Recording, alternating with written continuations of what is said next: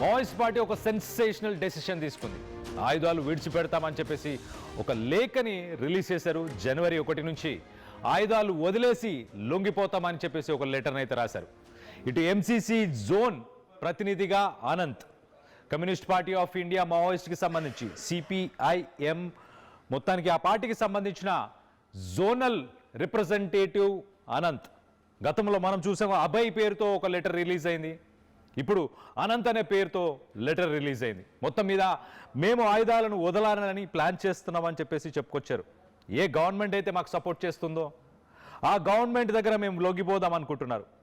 So మొత్తం మీద ఇటు రాష్ట్రాలకు సంబంధించిన ప్రభుత్వాల, కేంద్ర ప్రభుత్వాన్ని ఉద్దేశించి మాట్లాడారో తెలియదు, కానీ మొత్తం మీద ఇటు మేము కూడా ఆయుధాలని వదిలేస్తాం అని టైం బై చేసే ప్రయత్నం ఏమైనా చేస్తున్నారా మావోయిస్టులు?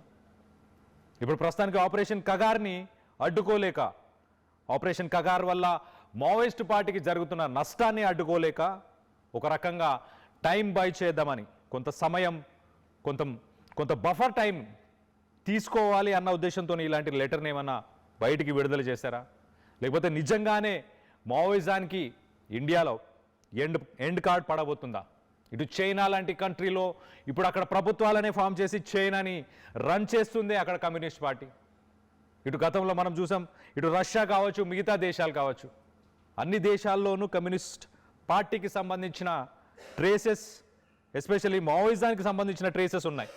కానీ ఇక్కడ ఇండియాలో మరి ఎండ్ కార్డ్ పడబోతుందా? దీనికి సంబంధించి మీరేమనుకుంటున్నారు?